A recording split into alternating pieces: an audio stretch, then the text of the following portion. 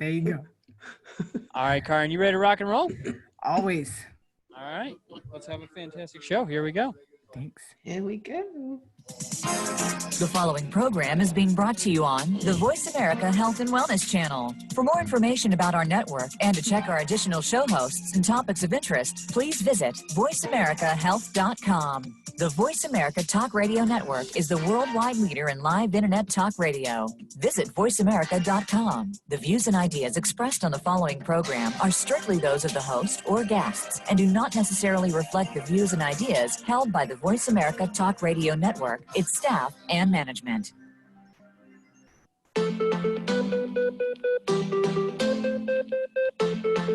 Like so many others, who you are is largely a result of your past. We have so many positive and not so positive experiences that we start to doubt ourselves and our place in this world. Let the healing process start now. Welcome to Shift Happens with Karen Weary, Ida Sereno Lee, and Jessica Durrell. When you start to focus on healing from the inside out, you'll learn so much more about your own health, your well-being, and your state of mind. Once you've started on that, the rest gets a little bit easier every day. Now, here is your host, Karen Weary, and this week's co-host. Hello, everyone. I am Karen Weary, and this is Shift Happens. And the shift that we are making today is something else. Let me tell you what. Let me tell you a little bit about how this little fun beginning happened.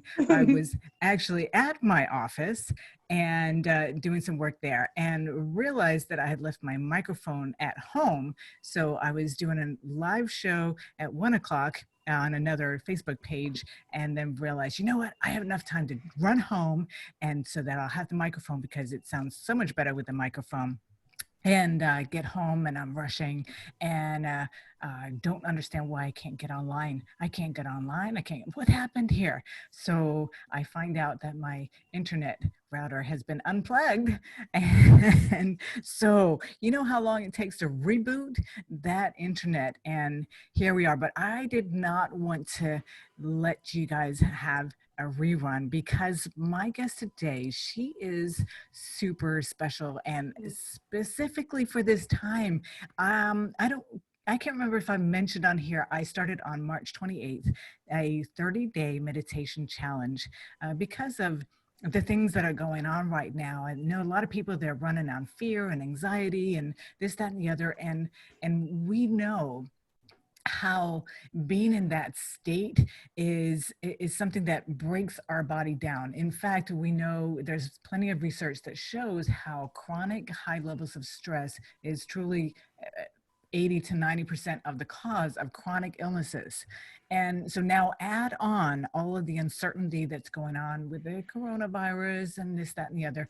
Now people who already are in that state, or maybe weren't in that state, maybe in that state. And I want to do my part to help people get out of that state and make shift happen, right? That's what we do on this show. Shift over into some space that's going to be much better for your mental health and for your physical health and your spiritual health.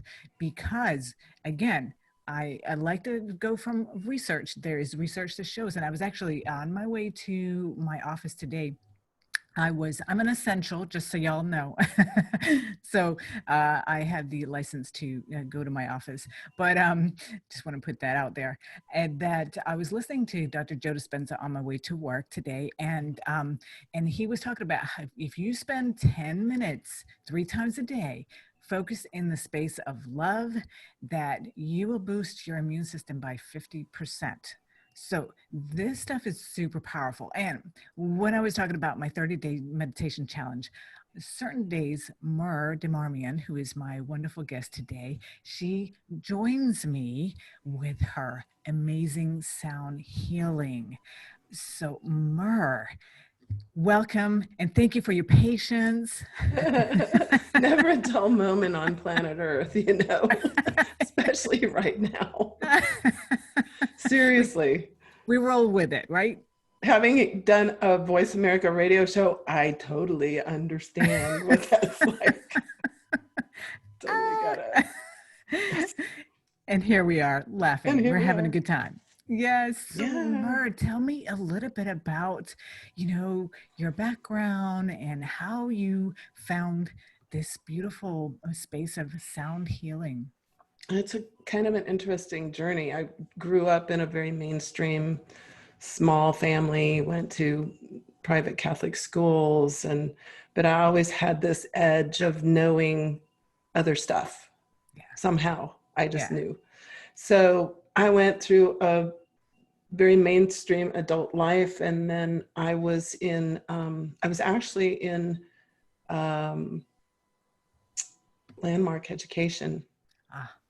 And so right at the time when September 11th happened. Oh. And I went into a very deep depression, and I was working at a job that I really shouldn't have gotten. Mm. But about 1 month after September 11th, I met my Usui Reiki teacher there. Ah. And so that began the journey into energy. And then about a year later, I ended up going to Mount Shasta. Oh, wow. And I was at a conference there, and one of my mentors, Randy Masters, who is an amazing sound teacher and explorer, he was doing a talk, and he was playing a tuning fork, and he played a tuning fork of Sirius B, and I left my body. Wow. And I went out into the cosmos and literally became part of the energy. And I had the experience of being an active part of the cosmos, and the cosmos was not still. That's how it created, was through sound. Wow. And I had some other experiences, but that was the gist of it. And when I came back, I knew what I was supposed to do. Yeah. And I started studying everything that I could get my hands on. Yeah. And started just showing up at metaphysical fairs and begging a conference room, and people would show up and I would sing to them. Yeah. And they would be out. Yeah. And they'd come back and go, what just happened? So fast forward, I started playing with some bowls. I got 1 or 2 at a time and just went on. But over the years, I've served as a sound and energy practitioner and teacher. And that's really my love and the core of whatever I do. Yeah. So I'm kind of segueing into something new, but other than that, it's going to be part of it. Always is. Oh yeah. You could, after an experience like that, you couldn't not incorporate that. No. And you know, what's weird is every time I go back and think about that, it's like I'm right there. I feel it. I'm right there being held by the universe. I mean, it was just incredible. Wow. So that's an experience you can ride on for the rest of your life, huh? Mm-hmm. And the beautiful thing is that the brain doesn't know the difference between something you're bringing up in your mind versus something that's actually happening. So that experience is happening over and over again every time you think of it. Right? Yeah. Right. Wow. It's so powerful. And you do have a beautiful voice, because we're doing voice Sunday. Mm-hmm. Whichever day. Yeah, Sunday. And so I got to hear Mer's voice, and it's beautiful. You don't want to hear me like that, but anybody can make sound. Anybody can make healing sound. I can make sound, yes. It's just not going to sound like Mer's does. Thank you. So I am really fascinated, because I've read a little bit about sound healing and some of the experiments that they've done. And it makes sense to me, because everything that's life is frequency and vibration. And some of the things, that I read was, of course, different organs have different vibrations. And when one organ is sick, and then it has a different vibration, and then that they could do, when you find the right vibration to go to that, then that could help it heal. Tell me a little bit about, There are a lot of tuning forks, specifically like the solfeggio scale is tuned to our body. The solfeggio scale was originally, if you think of the Gregorian chants, that's the tuning. But there's one in that set. It's C, D, E, F, G, A, which is the traditional solfeggio. And then they will go to B, C, D, E, F, G, A, B, and adding to higher notes, a higher octave. And they correspond with each of the chakras, but they also correspond to different things. For example, one of my favorite things to use is the 528 hertz. And that's known as the miracle tone. And it's the heart. And so, you know, that's one aspect. And my mentor, Randy Masters, makes amazing tuning forks. He just made me an entire set of the Divine Feminine, of the Sri Yantra. And so I have like all these tools to play with my bowls. But there are a lot of medically based, sound-based tunings, protocols that you can use. I'm trying to remember the name. Cymatics. I know a woman who has created a machine, and she's using it very successfully with kids with autism, with adults with Alzheimer's and dementia, and, you know, a number of things. And then there's on the other spectrum of the meditation, the chant, the chanting the Vedas, the Sanskrit words for each one of the chakras, and how powerful that is. And because those syllables are encoded, they are encoded with that sound. And regardless of what you use, what I do know, that when you are in that sweet spot and you use sound in the right way with love and intention, it communicates with your cells, it communicates with your DNA. And it can, if you believe it, you know, it will bring you back to wholeness. It may be just emotional, but heck, that's the start. You know, that's the start. Absolutely. Yeah. And the emotional, I mean, it's all connected, you know. Your thought creates an emotion, which creates the no, I don't know why I always end up saying neurotoxins, the neurotransmitters. Right. Well, then there's the neurotoxins too. Yeah. When you think of all the bad stuff, you know, that's the neurotoxins that happen, you know, and it all builds, and those are cells, you know, and how they replicate and all that. So I'm just absolutely fascinated by this. So do you use it mostly in meditations, or how do you, when you work with people? Oh, you know, I do one-on-ones. I do something that I call resonant retuning, or excuse me, two different things, resonant restructuring, where I'm actually I'm their guide as they go deep into memories and experiences and things that they haven't been able to unravel. And we have a dialogue, and I actually connect with, you could call it the Akashic Records, but it's beyond the Akashic Records. It's like soul dialoguing. But I also use sound, and I will engage people to make sounds, the sound of what they're feeling, the sound of the emotion. That's one way. I also lead very large sacred sound immersions, which are really fun, where people just come and receive, but they're very interactive. I make people engage. Whereas that you just lay there passively. No, it's better if you sound into your body what you're feeling right now. I also do resonant retuning, where I use tuning forks on individuals' bodies in specific places that kind of show up, and just, you know, whatever shows up. And I also teach too. I teach classes, workshops. Yeah, on how sound works, or the basics all the way up through the resonant restructuring and the resonant retuning.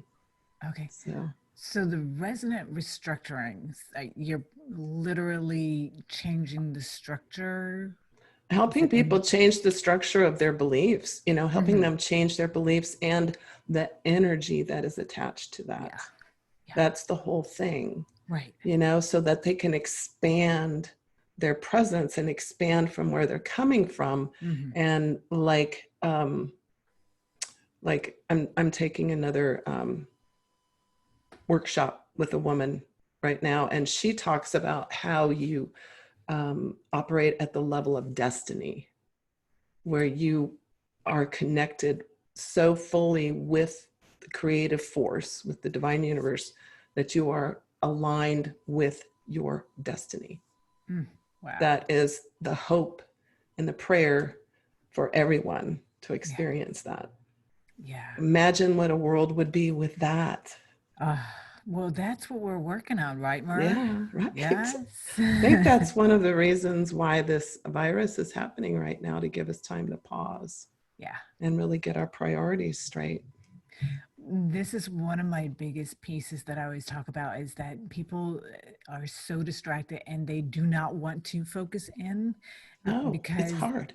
Yeah, it's hard, and nobody has learned how to deal with this. And this is where I came up with emotional constipation, because we repress and put away and neglect and distract from our entire lives, that there's all this backup. And so, yeah, I absolutely believe, and I know in my soul that we must have time to stop and reflect. And so, Mer, when you were talking about how you have people sound what it is that their body feels like, is that kind of like allowing the release of what's stuck in the body? Well, I think I asked them a question: what are you feeling right now? Mm. You know, that's my biggest question for people. What are you feeling right now? Can you embrace it? Mm. Can you love it? Mm. If you can at least embrace it and be with it and see what it has to share with you about where you might be out of alignment, or believing something that's not the truth, or feeling something that is just a feeling and doesn't mean anything except in the moment, then individuals can tap into the sound of what that feels like and where they're feeling it in their body. And if you can sound into that place, it just kind of goes. Yeah. It's very cool. Yeah. Yeah. It's like the next step of what I do, because I'm always having people, where in your body do you feel? Where in your body do you feel it? And at first, when I first ask that question, they're like, what? I usually have to repeat it 2-3 times. Like, what do I feel in my body? That's a whole foreign concept. Well, and what does it remind you of? Does it remind you of something that happened way before now? Exactly. That is being triggered. Yep. And maybe that's what you need to focus on. Yep. Because when you dismantle that, it just kind of goes all the way. Yeah. It's like you're doing a different form of EMDR. Yeah, sort of. Yeah. Yeah. Different ways of going about it. And it's beautiful that there are multiple ways, to get to this and really resolve it, because otherwise the way it's stored, the body thinks it's happening right now. Mm-hmm. It doesn't matter if it was 30 years ago, 40 Right. years ago, 50 years ago. The way it's stored dysfunctionally in the body, it's happening right now. And this is why people have the kinds of emotional pains that they do, that they want to distract from. But the more you distract, the more it stays. Well, and from my experience, I had a pretty tricky childhood. I had a lot of like sexual abuse, emotional abuse, and bullying. So I had a whole bunch of stuff to work through. Yeah. And when you go to 2 therapists and one tells you, honey, just get over it and go on. And the other one falls asleep during your session, it's time to find a different intervention. Do you think? Yeah, well, definitely weren't the right therapists. So, right. But different intervention. By then, you're over it, huh? Right. Yeah. I'm done. Oh my gosh, I'm so sorry you had that experience. It's, you know what? Everything that happens, I look at as a great teacher. Right. I really do. I really, really, really do. Because I may go kicking and screaming, but yeah.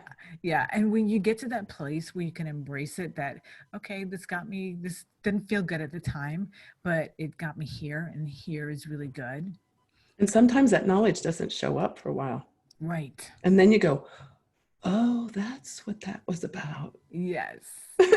You have to get far enough out that Mm-hmm. this has become more of the norm. It's kind of like I was using the analogy today with one of my clients that, it's just like your kids. You see them every day. You don't notice that they grow, but other people who haven't seen them, it's like, oh, you've grown so much. And it's the same way with us with that. Yeah. Yeah. And I'm Well, very vocal about my experience because I think it's important. I was in part of a women's group in Boulder when I lived there. We had 150 members, mm, and 125 of them had been sexually abused. oh, it's rampant. It is. And so we need to really raise awareness of this, And that there are tools. yeah, There are lots of absolutely. tools. Lots of tools. You do not have to be stuck in that pain. No. And what happened to you. There is a whole other reality and norm that can become your norm, that feels good, that's beautiful. So yeah. And so how long would you say your journey was from the beginning to where you started to come to this place where there is light? Well, I was totally out of control in my early adulthood. Yeah. And it was really and it was compounded by the fact that I didn't have any memory, just flashes of memory. Yeah. And just a deep sense of unsafety. Yeah. And it was in 2010 Okay. when I started studying Reiki. Yeah. I started delving into this. Actually, I was in Landmark and I stood up in front of 150 of my classmates and told my story for the first time. Wow. And I saw the power of commonality because half of the audience was sobbing. Yeah. There was a young guy in the front row with his head in his hands, just sobbing. And I had people come up and thank me for sharing that. And it's like, I think that happened to me. I think that happened to me. Yeah. So, so what you do when you tell your story, Mur, is that you are destigmatizing that because people carry that shame and it festers and is toxic. And when we have people who have the courage to come out and share their stories, it releases the shame from other people. It does, especially when you have a powerful ending to it. Yes. And tools. Yes. Very cool tools. Exactly. Yeah, exactly. Yeah. And it's powerful when you have somebody walk in and they're anxiety ridden coming in and 45, 50 minutes later they walk out and the weight has been taken off of them and they feel calm and at peace. And I had that with EMDR and you had that with the sound. I had EMDR too. And I had a similar experience, but the sound has been, that's just kind of that's my medicine. Yeah. It really is. Everybody has their medicine. Exactly. So. Exactly. And, that's one of the things why I'm so glad that you're joining me in these certain days during this 30-day meditation, because, I can feel the vibration, from the sound during the meditation. And it's like it goes right through you and reverberates through you. Yeah. So very calming and soothing. I brought my bowl. Oh, can we have a little sound taste? Do you want me to do that right now? I would love it. Okay. Let's do it. Because there's nothing like, we can talk about it, but there's nothing like hearing it and experiencing it. Hear that? No, not now. It went away. I think the resonance of the bowls. There. Okay. Kind of comes and goes. The resonance of the bowls, it takes a special microphone to really mic these. Yeah, here we go.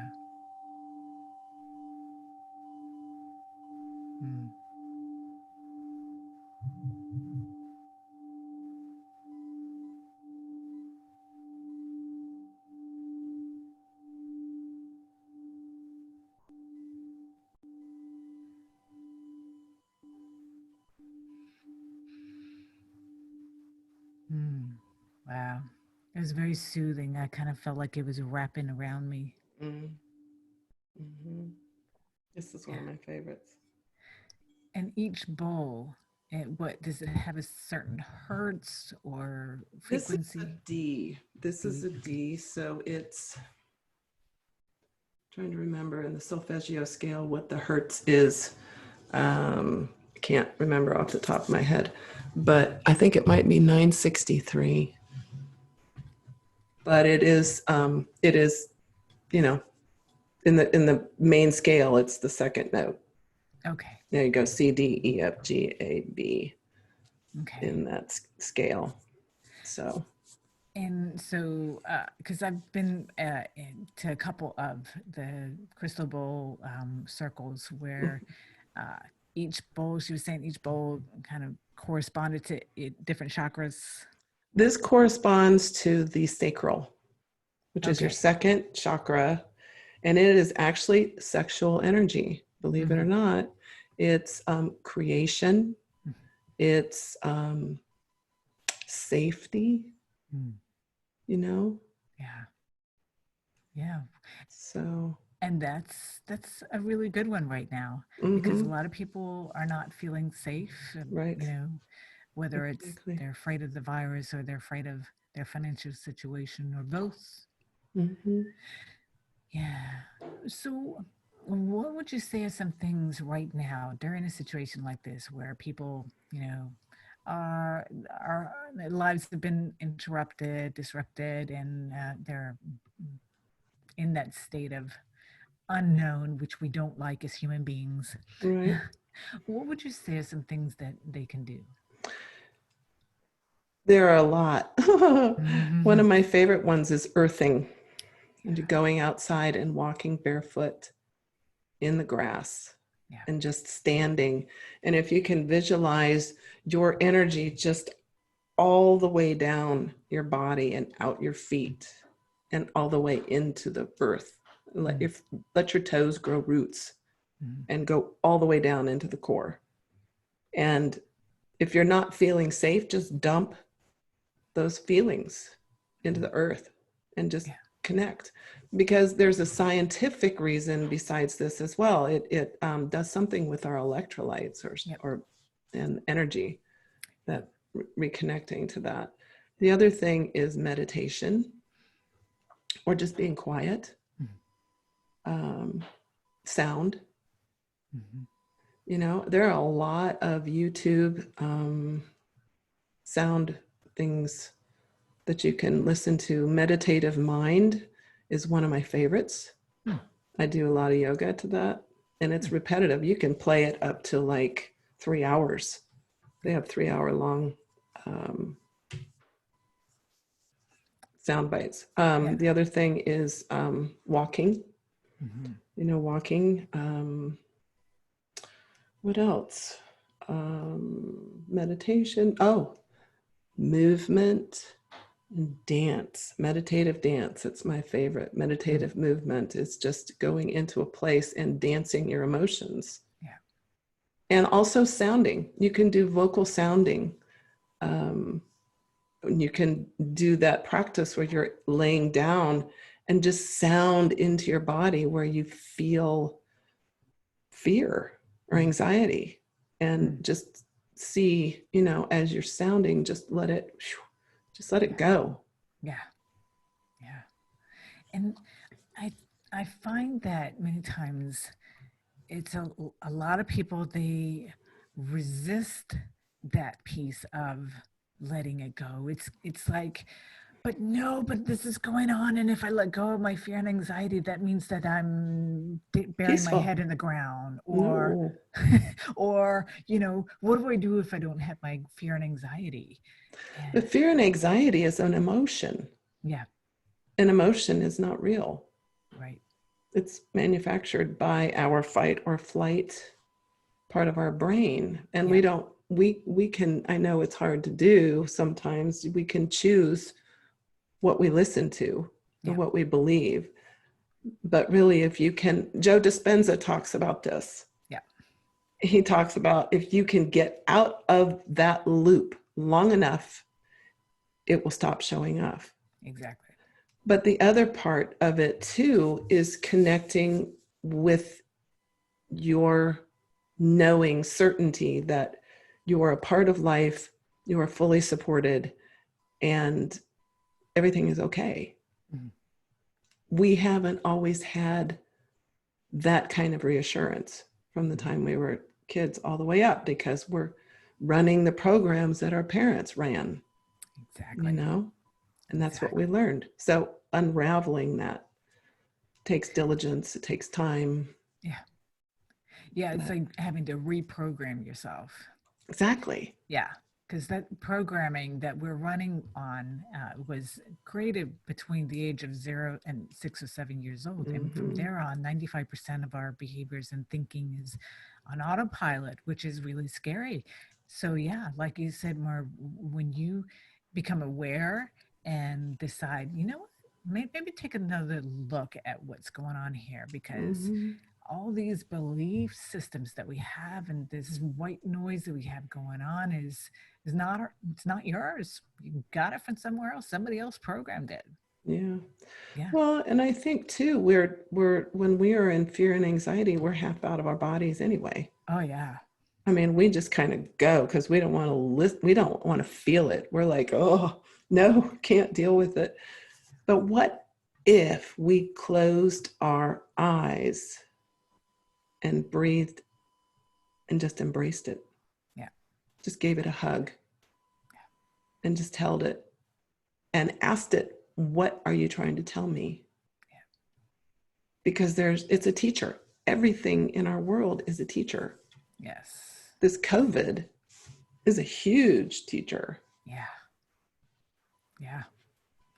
And we can decide if we're going to, you know, pick something from it that we can grow from, or if we're going to keep our head buried in the ground in the fear mode. Or even just keep on in our safe little bubble. You know, are we really fulfilling what we truly want to do? Are we really, I mean, if that's your thing, are we really, really fulfilling why we're here and what we're supposed to offer to the earth and to people? Yeah. Are we here to be of service? Yeah. Because really, essentially, we're here to be of service to everyone. Yeah, absolutely.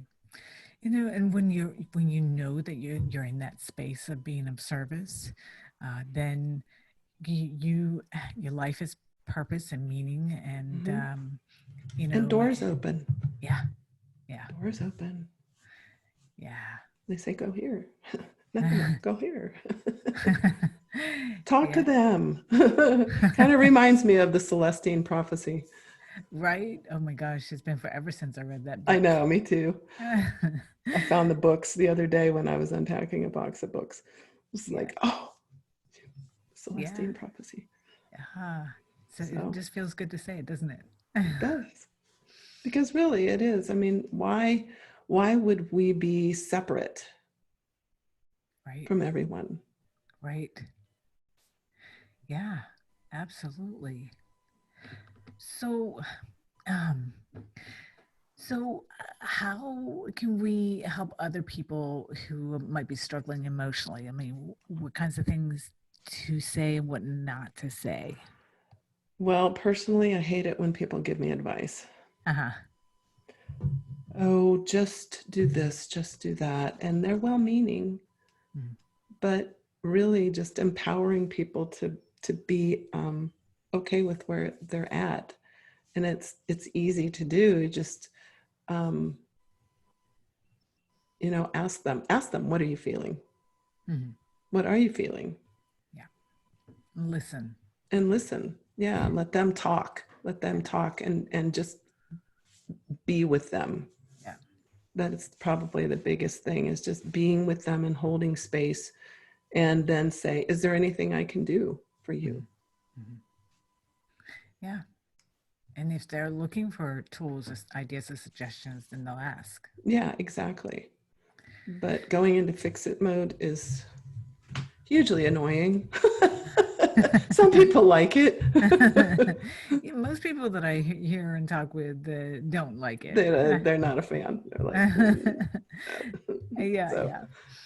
Well, and it's also that is a lot also people's go-to mode, is they don't know what else to do, and it to them I think it many times just listening feels as though They're not doing anything. Yeah, Well, and exactly. sometimes I think that what somebody is sharing with you might tweak you. And so you go into the brain loop of, oh, how am I going to fix this? Right. Oh my gosh. Yeah. So, yeah. And many times just being able to say what's going on and kind of do a verbal dump is exactly what's needed, just to be heard. I mean, that's one of the things that every human being wants and needs is to be heard and validated. And just saying, how can I help? How can I help you? Yeah. Yeah. Because you never know. I mean, you might have been thinking in one direction and then they give you something totally different. Exactly. Left field. Oh, right. Right. Yeah. So I'd like to go a little bit more into the science. I love the science, but some of I the know science, you do. I'm just so fascinated, so when you're talking about the resonant restructuring, Yeah. Can you kind of live a little bit more on that, just a little bit? Satisfy my curiosity. This goes back to all of the different modalities that I studied. And some of them were very shamanic, and some were like the Akashic records reading. Now I've changed how I see the Akashic records, as far as how some of the practitioners actually do the readings, because really the Akashic records is a receptacle for everything. And it's attached to the here and now. It's also past, present, future. So that when I'm working with someone who is going in a loop, let's use that as an example. They keep recreating the same thing over and over and over. I will take them into the place within them where that resides. What tweaks you that causes you to do that instead of choosing something else? And a lot of times, it's a reaction based on something that happened a way long time ago. And I will ask them to see if they can go way back to figure out what they're experiencing. And sometimes it's just a matter of bringing the individual into their consciousness, or the experience into their consciousness, and completing it, having a conversation with the individual or the experience that allows that completion. And then that it will at least partially shift, is my experience. Sometimes there are underlying things that you can't get to because there's something underneath that and something underneath that, and in ad infinitum. But so that's really what that's part of it. The other thing is guiding the individual to really get in tune with their body and where they're feeling the experience. And the progression of what happens when something happens and you start to feel this, and then what happens. So it's that guided progression of how they move from here to there that creates the loop. And one of the things, the reason why that needs to happen is because trauma is is stored in a fractured manner. Mhm. So it's all these bits and pieces, kind of like you were talking about. You didn't have any memory of your past other than flashes. That's that fragmentation. So sounds like what you're doing is you're helping them piece those pieces together. So that they're not fragmented. Yes. And, you know, I'm not a therapist and I don't claim to be. Mm-hmm. You know, I just know what I know. Yep. And I don't work with individuals who do not, who have had trauma of some sort and have not had professional intervention. It just will not, because I know enough that that can really set a person off. If so that's a major caveat of mine, is that Right. you have to have had, you know, professional intervention. Right. You know who Gabor Mate is? No. Okay, he's a doctor. He experienced horrendous childhood abuse, and he is now like a researcher on trauma, and just amazing individual. But he wrote a book that talks about, it's called The Body Bears the Burden.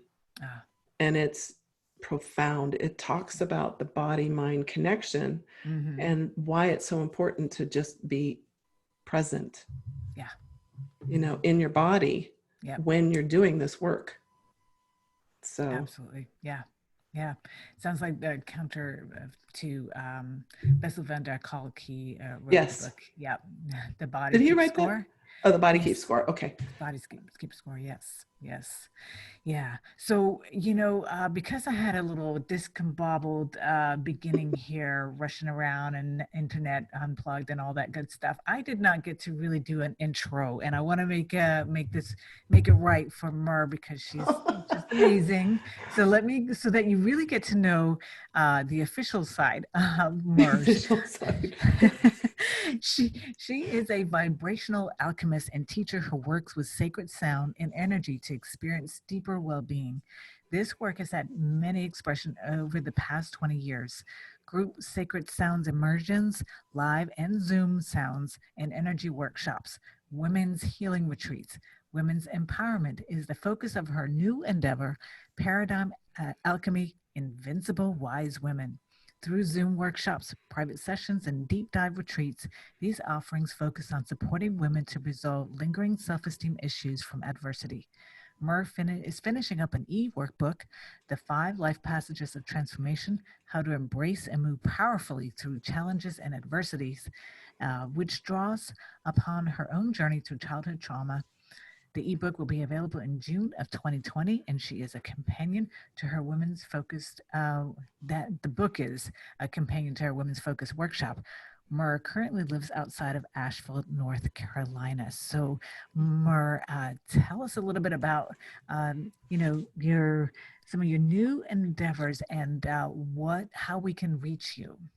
Sure. Well, I started actually ParadigmAlchemy.com is my website, my new website for the work with the women. I'm still going to be doing the sound and the energy, but I'm also integrating that in with the work with women.